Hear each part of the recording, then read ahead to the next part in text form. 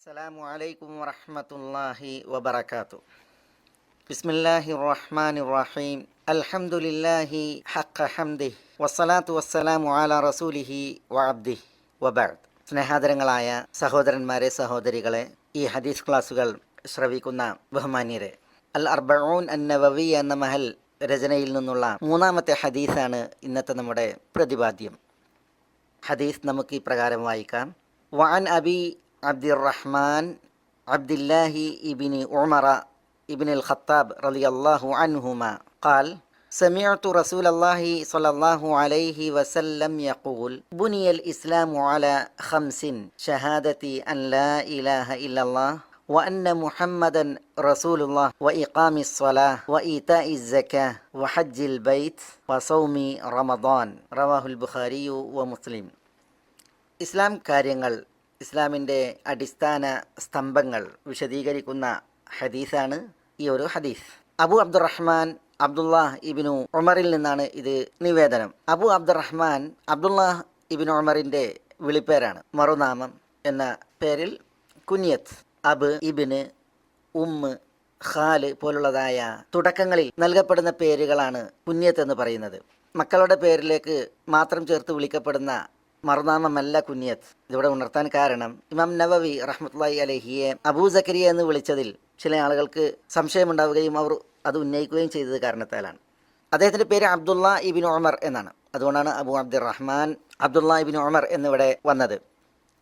Abdullah Ibnu Umar, Umar ഇബ്നുൽ Khattab റളിയല്ലാഹു അൻഹുവിൻ്റെ മകൻ. ഉമ്മ സൈനബ് ബിൻത് മദ്ഊൻ റളിയല്ലാഹു തആല അൻഹ.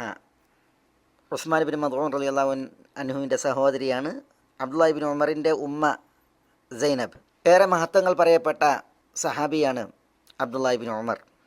അദ്ദേഹം സ്വർഗം കൊണ്ട് സന്തോഷ വാർത്ത അറിയിക്കപ്പെട്ട ഹദീസുകൾ നമ്മൾ വായിക്കുന്നുണ്ട്. ഇവിടെ അബ്ദുല്ലാ അല്ലെങ്കിൽ അബ്ദുല്ലാ ഇബ്നു ഉമർ റളിയല്ലാഹു അൻഹുമ എന്ന് പറഞ്ഞു.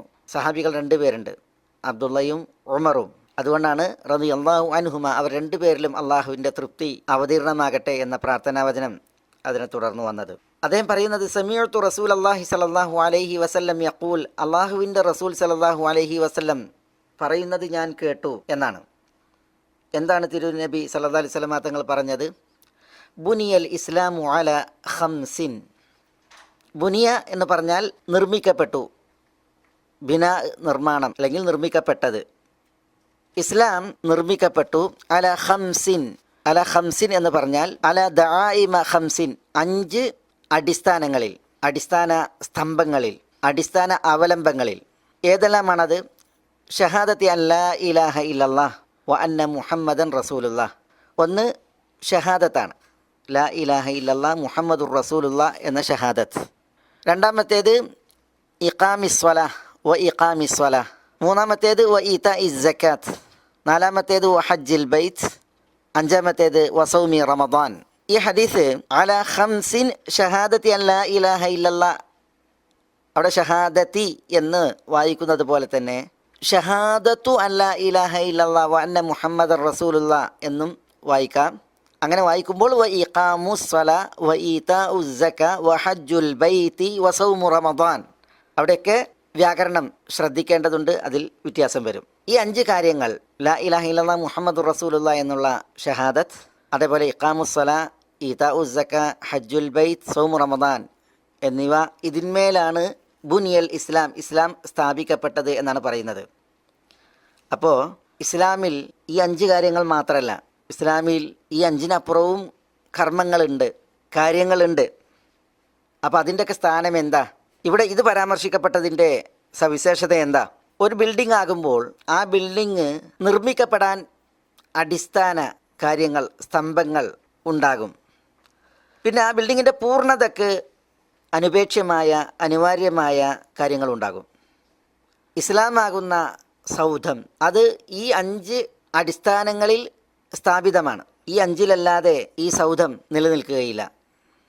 എന്നാൽ ഇതൊഴിച്ചുള്ളതെല്ലാം ഇസ്ലാമിക സൗധത്തിൻ്റെ പൂർണ്ണതയ്ക്ക് അനിവാര്യവും അത്യന്താപേക്ഷിതവുമാണ്. ഒരു ദാസൻ ഈ 5 കാര്യങ്ങൾ നിർവഹിച്ചാൽ അവൻ ഇസ്ലാമിനെ സാക്ഷാത്കരിച്ചു. ഈ 5 കാര്യങ്ങൾ കൊണ്ടെത്തിക്കാത്തവൻ യഥാർത്ഥത്തിൽ ഇസ്ലാമിനെ സാക്ഷാത്കരിച്ചവൻ ആവുകയില്ല. ബുനിയൽ ഇസ്ലാം, ഇസ്ലാം സ്ഥാപിക്കപ്പെട്ടു എന്നാണ്. സ്ഥാപിച്ചവൻ ആര് എന്ന് പരാമർശിക്കപ്പെട്ടിട്ടില്ല. അത് പരാമർശിക്കേണ്ട ആവശ്യമില്ലാത്ത വിധം വ്യക്തവും ശക്തവുമാണ് ആര് എന്ന കാര്യം. അത് അല്ലാഹു സുബ്ഹാനഹു വ തആലയാണ്. നിയാമകനായ അല്ലാഹു സുബ്ഹാനഹു വ തആലയാകുന്നു സ്ഥാപകൻ. അത് അനിവാര്യമായും അറിയപ്പെട്ട വിഷയമായത് കാരണത്താലാണ് ഇവിടെ സ്ഥാപിക്കപ്പെട്ടു എന്ന് പരാമർശിച്ചത്, സ്ഥാപകനെ പരാമർശിക്കാതെ. അൽ ഇസ്ലാം എന്ന് പറയുമ്പോൾ നബി സല്ലല്ലാഹു അലൈഹി വസല്ലമ തങ്ങൾ നിയുക്തമായത് ഏതൊരു ദീനുമായാണോ ആദർശവുമായാണോ ആ ഇസ്ലാമാണ് ഉദ്ദേശം. ഇസ്ലാമിന് 2 തരം വായനയുണ്ട് വിശുദ്ധ ഖുർആനിലും തിരുസുന്നത്തിലും. ഒന്ന് അൽ ഇസ്ലാമുൽ ആം എന്ന് പറയും. ആ ഇസ്ലാം കൊണ്ടുള്ള ഉദ്ദേശം അൽ ഇസ്തിസ്ലാമു ലില്ലാഹി ബിത്തൗഹീദി വൽ ഇൻഖിയാദു ലഹു ബിത്വാഅതി വൽ ബറാഅതു മിനശ്ശിർകി വ അഹ്ലിഹി. തൗഹീദ് കൊണ്ട് അള്ളാഹുവിന് സമർപ്പണം നടത്തൽ, താഅത്ത് കൊണ്ട് വഴിപ്പെടൽ കൊണ്ട് അള്ളാഹുവിന് കീഴൊതുങ്ങൽ, ഷിർക്കിൽ നിന്നും അതിൻ്റെ ആളുകളിൽ നിന്നും മുക്തമാകൽ, ഒഴിവാകൽ, നിരുത്തരവാദികളാകൽ, ഒന്നുകിൽ സ്വമേധയ അല്ലെങ്കിൽ അള്ളാഹുവിൽ നിന്നുള്ള ബലപ്രയോഗത്താൽ എല്ലാ സൃഷ്ടികളും ഈ ഒരു ഇസ്ലാമിന് വിധേയരാണ്. വിശുദ്ധ ഖുർആനിൽ വലഹു അസ്ലമ മൻ ഫിസ്സമാവാതി വൽ അർളി തൗഅൻ വകർഹ അഫഗൈറ ദീനില്ലാഹി യബ്ഗൂൻ വലഹു അസ്ലമ മൻ ഫിസ്സമാവാതി വമൻ ഫിൽ അർദ് എന്നൊക്കെ തുടങ്ങി ആയത്തുകളിൽ പറയുന്ന ഇസ്ലാം അത് ഈ ഒരു ആശയത്തിലാണ്. നമ്മുടെ തിരുമൊഴിയിൽ ബുനിയൽ ഇസ്ലാം എന്ന് പറയുന്നിടത്ത് ഉദ്ദേശിക്കുന്ന ഇസ്ലാം പ്രത്യേക ഇസ്ലാമാണ്. അത് നബി സല്ലല്ലാഹു അലൈഹി വസല്ലമ തങ്ങളെ അല്ലാഹു സുബ്ഹാനഹു വ തആല നിയോഗിച്ച ദീനുൽ ഇസ്ലാമാണ് ഉദ്ദേശം. അത് മുഹമ്മദ് സല്ലല്ലാഹു അലൈഹി വസല്ലമ തങ്ങൾ നിയോഗിതമായ ഉമ്മത്തിന് പ്രത്യേകമായിട്ടുള്ള ഇസ്ലാമാണ്. ആ ഇസ്ലാം അത് സ്ഥാപിക്കപ്പെട്ടത് 5 സ്തംഭങ്ങളിൽ എന്നാണ് ഇവിടെ പണ്ഡിതന്മാർ വിശദീകരിച്ചത്. ഒന്ന് ഷഹാദത്തി അല്ലാ ഇലാഹ ഇല്ലല്ലാഹ് വ അന്ന മുഹമ്മദർ റസൂലുള്ളാഹ്. ഷഹാദത്ത് 3 കാര്യങ്ങളെ തേടുന്നുണ്ട്. ഒന്ന് ഇഅ്തിഖാദ് വിശ്വാസം, 2 ഇഖ്ബാർ പ്രസ്താവിക്കൽ പറയൽ, 3 ഇഅ്ലാൻ വിളംബരം ചെയ്യൽ. ലാ ഇലാഹ ഇല്ലല്ലാഹ് മുഹമ്മദുർ റസൂലുള്ളാഹ് എന്നതൊരാൾ ഖൽബിൽ വിശ്വസിക്കണം, പിന്നെ നാവ് കൊണ്ട് അത് പറയണം, പിന്നെ അത് പരസ്യപ്പെടുത്തുകയും പ്രഖ്യാപിക്കുകയും വേണം. അതാണ് ഷഹാദത്ത് തേടുന്നത്, ആ പ്രയോഗം തേടുന്നത്. ഒരാൾ ലാ ഇലാഹ ഇല്ലല്ലാഹ് മുഹമ്മദുർ റസൂലുള്ളാഹ് മനസ്സിൽ വിശ്വസിച്ചത് കൊണ്ട് പോരാ, പിന്നെ നാവ് കൊണ്ടത് മൊഴിയണം, പിന്നെ അത് പ്രഖ്യാപിക്കുകയും വേണം, പരസ്യപ്പെടുത്തുകയും വേണം. പരസ്യപ്പെടുത്തുമ്പോൾ ചിലപ്പോൾ ചില സന്ദർഭങ്ങളിൽ സാഹചര്യങ്ങളിൽ പരസ്യപ്പെടുത്താനുള്ള ചില പ്രയാസങ്ങളും തടസ്സങ്ങളും ഉണ്ടായേക്കാം. അനിവാര്യ സാഹചര്യങ്ങൾ പരസ്യപ്പെടുത്താൻ സമ്മതിക്കാത്ത അവസ്ഥയാണ് എങ്കിൽ അത് പരസ്യപ്പെടുത്തിയിട്ടില്ല എങ്കിൽ അത്തരം സന്ദർഭങ്ങളിൽ ഒരാൾ കുറ്റക്കാരനാവുകയില്ല. പക്ഷേ അടിസ്ഥാനപരമായി ഷഹാദത്തി അല്ലാ ഇലാഹ ഇല്ലല്ലാഹ് വ അന്ന മുഹമ്മദർ റസൂലുള്ളാഹ് എന്ന് പ്രയോഗിച്ചപ്പോൾ വിശ്വാസവും മൊഴിയലും പരസ്യപ്പെടുത്തലും ഉണ്ടാകണം എന്നതാണ് ഇവിടെ ആ പ്രയോഗം നമ്മളോട് പറയുന്നത്. വിശ്വസിച്ച് മൊഴിഞ്ഞ് പരസ്യപ്പെടുത്തേണ്ടത് ലാ ഇലാഹ ഇല്ലല്ലാഹ് മുഹമ്മദുർ റസൂലുള്ളാഹ് എന്ന സാക്ഷ്യമാണ്. അൻ ലാ ഇലാഹ ഇല്ലല്ലാഹ്, അവിടെ അൻ എന്നുള്ളത് അതിന് തഫ്സീരിയ എന്ന് പറയും. അത് അൻ എന്നും അന്ന എന്നും പറയപ്പെടാം. പക്ഷേ അതിൻ്റെ ആശയം അവിടെ പറയുക, മൊഴിയുക എന്നുള്ള ഒരു ഉദ്ദേശം ഒളിഞ്ഞു കിടക്കുന്നുണ്ട്. അതുകൊണ്ട് തന്നെ അൻ ലാ ഇലാഹ ഇല്ലല്ലാഹ് വ അന്ന മുഹമ്മദർ റസൂലുള്ളാഹ്, ലാ ഇലാഹ ഇല്ലല്ലാഹ് എന്ന് പറയുക, മുഹമ്മദുൻ റസൂലുള്ളാഹ് എന്ന് പറയുക, ഇതാണ് അവിടെ അൻ തഫ്സീരിയ പ്രയോഗിച്ചതിൻ്റെ പൊരുളെന്ന് പണ്ഡിതന്മാർ പറഞ്ഞിട്ടുണ്ട്. ലാ ഇലാഹ ഇല്ലല്ലാഹ് അർത്ഥമാക്കുന്നത് എന്താണ്? ഇലാഹ് എന്ന് പറഞ്ഞാൽ മഅ്ലൂഹ് ആരാധിക്കപ്പെടുന്നത് എന്നാണ് അർത്ഥം. ലാ ഇലാഹ ഇല്ലല്ലാഹ് അല്ലാഹു അല്ലാതെ ആരാധിക്കപ്പെടുന്നവൻ ആരുമില്ല എന്നാണ്. ആരുമില്ല എന്ന് പറയാൻ കാരണം ലാ എന്നുള്ള അക്ഷരത്തിന് ഇപ്പുറം ഇലാഹ എന്ന് നാമം വന്നു. ലാ നാഫിയ ലിൽ ജിൻസ് എന്ന് പറയും. ലാ എന്നുള്ളത് അതിനുശേഷം വരുന്ന നാമം ആ വർഗത്തെ തന്നെ നിഷേധിക്കാനാണ്, നിരാകരിക്കാനാണ്. അപ്പോൾ ലാ ഇലാഹ എന്ന് പറഞ്ഞാൽ യാതൊരു ആരാധ്യനും ആരാധിക്കപ്പെടുന്നവരായി യാതൊരാളും ഇല്ല, ഇല്ലല്ലാ അല്ലാഹു അല്ലാതെ.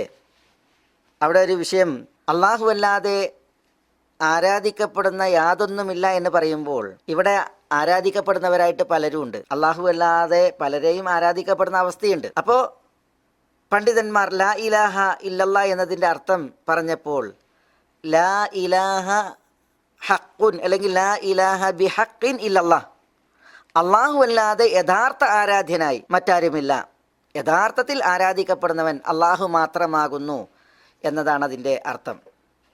അപ്പം അങ്ങനെ പറയുമ്പോൾ വ്യാജന്മാരായി ആരാധിക്കപ്പെടുന്ന പലതുമുണ്ട്. യഥാർത്ഥത്തിൽ ആരാധിക്കപ്പെടുന്നവൻ അവൻ അള്ളാഹു മാത്രം എന്നുള്ള ആശയം ഈ ലാ ഇലാഹ ഇല്ലല്ലാ എന്ന പ്രയോഗം അത് ഏകുന്നു, നൽകുന്നു. പിന്നെ അന്ന മുഹമ്മദ് റസൂലുള്ള, തീർച്ചയായും മുഹമ്മദ് സല്ലല്ലാഹു അലൈഹി വസല്ലം അള്ളാഹുവിൻ്റെ റസൂൽ ആകുന്നു. മുഹമ്മദ് സല്ലല്ലാഹു അലൈഹി വസല്ലം തങ്ങളുടെ റിസാലത്തിനെ സമ്മതിക്കലും സാക്ഷ്യം വഹിക്കലും പ്രഖ്യാപിക്കലും. വ ഇഖാമിസ്വല, രണ്ടാമത്തേത് നമസ്കാര വിഷയമാണ്. നമസ്കരിക്കൽ എന്നല്ല പറഞ്ഞത്, പിന്നെയോ ഇഖാമിസ്വല, നമസ്കാരത്തെ ഇഖാമത്ത് നേരെയാക്കലാണ് വിഷയം. വസ്വല എന്ന് പറയാതെ ഇഖാമിസ്വല എന്ന് പറഞ്ഞത് നമസ്കാരത്തെ നേരെയാക്കുക എന്ന് പറഞ്ഞാൽ, നമസ്കാരം നമുക്കറിയാം, 5 വഖ്ത് ഫർദ് നമസ്കാരങ്ങൾ, ളുഹ്ർ, അസ്ർ, മഗ്രിബ്, ഇശാ, സുബ്ഹി, 5 നിസ്കാരങ്ങൾ. നിയ്യത്തിൽ തക്ബീറത്തിൽ ഇഹ്റാം കൊണ്ട് തുടങ്ങി സലാമിൽ അവസാനിക്കുന്ന പ്രത്യേക വാക്കുകളും പ്രവൃത്തികളാണ് നമസ്കാരം, സ്വലാത്ത്. ഇവിടെ സ്വലാത്ത് എന്ന് മാത്രമല്ല, ഹദീസിൽ പ്രയോഗം ഇഖാമി സ്വല എന്നാണ്. നമസ്കാരം ഇഖാം എന്ന് പറഞ്ഞാൽ നേരെയാക്കലാണ്, ശരിയാക്കലാണ്, ചൊവ്വാക്കലാണ്. അതെങ്ങനെയാണ്? അത് നിസ്കാരത്തിന് ഷർത്തുകളുണ്ട്, നിസ്കാരത്തിന് റുക്നുകളുണ്ട്, നിസ്കാരത്തിന് വാജിബുകളുണ്ട്. നിസ്കാരത്തെ യോഗ്യമാക്കുന്ന, അതിനെ ശരിയും സാധുവുമാക്കുന്ന വിഷയങ്ങൾ, ഷർത്തുകളും റുക്നുകളും. അതേപോലെ നിസ്കാരത്തിൽ ഇഖ്ലാസ്, അള്ളാഹ്ക്ക് വേണ്ടി നിസ്കാരം. നിസ്കാരത്തിൽ മുതാബഅത്ത്, നബി സല്ലല്ലാഹു അലൈഹി വസല്ലം തങ്ങളുടെ സുന്നത്ത് പ്രകാരം നിസ്കരിക്കൽ. അതേപോലെ ഖുശൂഇൽ, ഭക്തിയിൽ, വഖൂമു ലില്ലാഹി ഖാനിതീൻ, നിസ്കരിക്കൽ. ഇതൊക്കെ ഒത്തുചേർന്നുള്ള നിസ്കാരം, അതാണ് ഇഖാമിസ് സ്വലാഹ്, നമസ്കാരം നേരെയാക്കൽ. വ ഈതാഇ സക്കാ, സക്കാത്ത് നൽകൽ. സമ്പത്തിൽ നിർബന്ധ ദാനവിഹിതമാണ് സക്കാത്ത്. അത് ആ വിഹിതം സക്കാത്ത് എന്ന് പേര് നൽകപ്പെടാൻ കാരണം, സക്കാത്ത് കൊടുക്കുമ്പോഴാണ് നമ്മുടെ സ്വത്തുക്കൾ ശുദ്ധമാകുന്നത്, നമ്മളും ശുദ്ധരാകുന്നത്. സക്കാത്തിന് വളർച്ച എന്നർത്ഥമുണ്ട്. അഭിവൃദ്ധിയും വളർച്ചയും അത് കൈവരിക്കപ്പെടുന്നതും സക്കാത്ത് നൽകുമ്പോഴാണ്. അപ്പോൾ വൈതായി സക്കാ, സക്കാത്ത് നൽകൽ. സക്കാത്ത് നൽകാൻ അള്ളാഹു സുബ്ഹാനഹു വ തആല അതിൻ്റെ ആളുകളെ നിശ്ചയിച്ചിട്ടുണ്ട്, ആ ആളുകൾക്ക് നൽകൽ. പിന്നെ വഹജ്ജിൽ ബൈത്ത്, അൽ ബൈത്ത് കഅബയാണ്. ഫല്യഅബ്ദു റബ്ബ ഹാദൽ ബൈത്ത്, അൽ ബൈത്ത് മക്കയിൽ കഅബയാണ്. കഅബയെ ഉദ്ദേശിക്കലാണ് ഹജ്ജുൽ ബൈത്ത്. ഹജ്ജ് എന്ന് പറഞ്ഞാൽ ഉദ്ദേശിക്കുക എന്നാണ്. ചില നിർണിത കർമ്മങ്ങൾക്ക് ചില നിർണിത സമയങ്ങളിൽ മക്കയിലെത്തി കഅബയെ ലക്ഷ്യമാക്കലാണ് ഹജ്ജ്, ഹജ്ജുൽ ബൈത്ത്. ചില റിപ്പോർട്ടുകളിൽ മനിസ്തതാ ഇലൈഹി സബീല, മാർഗം തരപ്പെട്ട് സാധ്യമാകുന്ന ആളുകൾക്കാണ് ഹജ്ജ് നിർബന്ധമാവുക. അഞ്ചാമത്തേത് വസൗമി റമദാൻ, റമദാനിൽ നോമ്പെടുക്കലാണ്. റമദാൻ മാസത്തിൽ നിർബന്ധ നോമ്പ്, അതാണ് വസൗമി റമദാൻ. അപ്പോൾ ഇസ്ലാം സ്ഥാപിതമായ 5 റുക്കുനുകൾ, ഒന്ന് ഷഹാദത്ത്, മറ്റൊന്ന് ഇഖാമുസ്സല, പിന്നെ ഈതാഉ സക്ക, ഹജ്ജുൽ ബൈത്ത്, സൗമു റമദാൻ. ഈ 5 കാര്യങ്ങളെയാണ് അബ്ദുല്ലാഹ് ഇബ്നു ഉമർ റളിയല്ലാഹു അൻഹുവിൽ നിന്നുള്ള ഈ ഹദീസിൽ നമ്മൾ മനസ്സിലാക്കുന്നത്. ഇസ്ലാമിൻ്റെ അടിസ്ഥാന സ്തംഭങ്ങൾ, റുക്കുനുകൾ പരാമൃഷ്ടമായ ഹദീസ് ഏറ്റവും പ്രധാനപ്പെട്ട ഹദീസാണെന്നതിൽ ആർക്കും സംശയം ഉണ്ടാകില്ല. അതുകൊണ്ടാണ് ഇമാം അന്നവവി റഹിമഹുല്ല ഈ മഹൽ ഗ്രന്ഥത്തിൽ 3-ാമത്തെ ഹദീസായി ഈ ഹദീസിനെ നമുക്ക് പരിചയപ്പെടുത്തിയത്. കുറേ മസലകളുള്ള ഹദീസാണ്, പക്ഷേ വിഷയങ്ങൾ പലതും ഇനിയും വരാനിരിക്കുന്ന ഹദീസുകളിൽ നമുക്ക് വരും ഇൻഷാ അല്ലാഹ്. ഇവിടെ ഒരു വിഷയം, ഹജ്ജുൽ ബൈത്ത് അതിനെ മുന്തിപ്പിച്ചു, പിന്നെയാണ് സൗമു റമദാൻ, റമദാൻ നോമ്പിനെ ഈ ഹദീസിൻ്റെ പ്രയോഗത്തിൽ എണ്ണിയത്. ഈ വിഷയം പറയുന്ന മിക്ക ഹദീസുകളിലും 4-ാമത് സൗമു റമദാനും 5-ാമത് ഹജ്ജുൽ ബൈത്തുമാണ്. പക്ഷേ ഈ ഹദീസിൽ ഹജ്ജുൽ ബൈത്തിനെ മുന്തിപ്പിച്ചു. അതെന്തുകൊണ്ട്? ചിലർ പറഞ്ഞു, ഇവിടെ ഇസ്ലാമിൻ്റെ 5 കാര്യങ്ങൾ, അർക്കാനുകൾ, അത് എണ്ണുക മാത്രമാണ് ഉദ്ദേശം, അല്ലാതെ ക്രമാനുബദ്ധമായി ക്രമത്തിൽ പ്രാധാന്യം അനുസരിച്ച് എണ്ണുക ഉദ്ദേശമല്ല. അതുകൊണ്ട് ഇസ്ലാം സ്ഥാപിതമായ 5 കാര്യങ്ങളെ ഈ ഹദീസിൽ എണ്ണി മുൻഗണനാക്രമം ഹജ്ജുൽ ബൈത്തിൻ്റെയും സൗമു റമദാൻ്റെയും വിഷയത്തിൽ അതിനാൽ പരിഗണിക്കപ്പെട്ടിട്ടില്ല എന്നാണ് ചിലർ പറഞ്ഞത്. എന്നാൽ ചിലർ പറഞ്ഞത്, ഇമാം ബുഖാരിയുടെയൊക്കെ പക്ഷം അതുകൂടിയാണെന്ന് പണ്ഡിതന്മാർ പറയുന്നു. ഷഹാദത്ത് സാക്ഷ്യം വഹിക്കലാണ്. നമസ്കാരം അത് ശാരീരികമായി ഒരാൾ നിർവഹിക്കുന്ന ഇബാദത്താണ്, ശാരീരികമായി മാത്രം നിർവഹിക്കാനുള്ള ഇബാദത്താണ്. അതിന് മുതൽ മുടക്കോ പണം ചെലവഴിക്കലൊന്നും ഇല്ല. നിസ്കാരം ശാരീരികമായിട്ടുള്ള ഇബാദത്താണ്. ഈതാഉ സക്കാത്ത്, സക്കാത്ത് നൽകൽ, അത് സാമ്പത്തികമായി നമ്മൾ നിർവഹിക്കുന്ന ഇബാദത്താണ്, ധനം വിനിയോഗിച്ച് നിർവഹിക്കുന്ന ഇബാദത്താണ്. ഹജ്ജുൽ ബൈത്ത്, കഅബത്തിൽ ചെന്ന് ഹജ്ജ് ചെയ്യുക എന്ന് പറഞ്ഞാൽ അതിൽ ശാരീരികമായിട്ടുള്ള അധ്വാനമുണ്ട്, സാമ്പത്തികമായിട്ടുള്ള വിനിയോഗമുണ്ട്. അതുകൊണ്ട് തന്നെ സമ്പത്ത് വിനിയോഗിച്ചും ശാരീരികമായി പ്രവർത്തിച്ചും ഉള്ള ഇബാദത്തായത് കാരണത്താൽ അതിന് ഇബാദ ബദനീയ മാലിയ എന്നാണ് പറയുക. നോമ്പിനെ സംബന്ധിച്ചിടത്തോളം തനി ശാരീരികമായി നിർവഹിക്കുന്ന ഇബാദത്താണ്. അപ്പോൾ ഈ ഇസ്ലാം കാര്യങ്ങളിൽ നിസ്കാരം ഇബാദ ബദനീയ, സക്കാത്ത് ഇബാദ മാലിയ, പിന്നെ ഹജ്ജ് ഇബാദ ബദനീയ മാലിയ. നോമ്പിനെ സംബന്ധിച്ചിടത്തോളം അത് ഇബാദ ബദനീയ ശാരീരികമായിട്ടുള്ള ഇബാദത്താണ്. അത് ആ നിലക്ക് നമസ്കാരത്തിൻ്റെ ഗണത്തിൽ വരും. നമസ്കാരം ഇബാദ ബദനീയാണ്, ശാരീരികമായി നിർവഹിക്കുന്ന ഇബാദത്താണ്. അതേപോലെയാണ് നോമ്പും. അതുകൊണ്ട് തന്നെ ഇവിടെ ഈ ഒരു പരിഗണനയിൽ ഒന്ന് ഇബാദ ബദനീയ സല, അതിൽ നോമ്പും പെട്ടു. ഈതാഉ സക്ക ഇബാദ മാലിയ, പിന്നെ ഹജ്ജുൽ ബൈത്ത് ഇബാദ മാലിയ ബദനീയ. അപ്പോൾ ഈ 3 തരത്തിലുള്ള ഇബാദത്തുകളെയും മനസ്സിലാക്കാനാണ് അവ 3നെയും ചേർത്ത് പറഞ്ഞത്, സൗമു റമദാൻ എന്നത് പിന്തിപ്പിക്കുകയുണ്ടായത്. ഏതായാലും ഈ ഹദീസ്, ബുനിയൽ ഇസ്ലാം എന്ന ഹദീസ്, അതിൻ്റെ ചില ഭാഗങ്ങൾ, ചില വിഷയങ്ങൾ, അതാണ് ഇവിടെ നമ്മൾ മനസ്സിലാക്കിയത്. ഇൻഷാ അല്ലാഹ് നമുക്ക് അടുത്ത ഹദീസ് അടുത്ത ക്ലാസ്സിൽ പഠിക്കാം. എല്ലാ ശ്രോതാക്കളോടും ഒരറിയിപ്പായിട്ട് ഉന്നയിക്കാനുള്ളത്, ജമീൽ ആപ്പിൽ ഈ ക്ലാസ്സുകൾ സംപ്രേഷണം ചെയ്യപ്പെടുന്നുണ്ട്. ആ സംവിധാനം ഉപയോഗപ്പെടുത്താനുള്ള അവസരമുണ്ട്. ജമീൽ ആപ്പ് ഡൗൺലോഡ് ചെയ്ത് ക്ലാസ്സുകൾ ശ്രവിക്കാം. അല്ലാഹു സുബ്ഹാനഹു വ തആല നാമേവർക്കും എല്ലാ നന്മകളിലേക്കും ഉദവി ഏറ്റി നൽകുമാറാവട്ടെ. വസല്ലല്ലാഹു വസല്ലമ വബാറക അലാ നബീന മുഹമ്മദിൻ വ ആലിഹി വസഹ്ബിഹി അജ്മഈൻ. അസ്സലാമു അലൈക്കും വറഹ്മത്തുള്ളാഹി വബറകാതുഹു.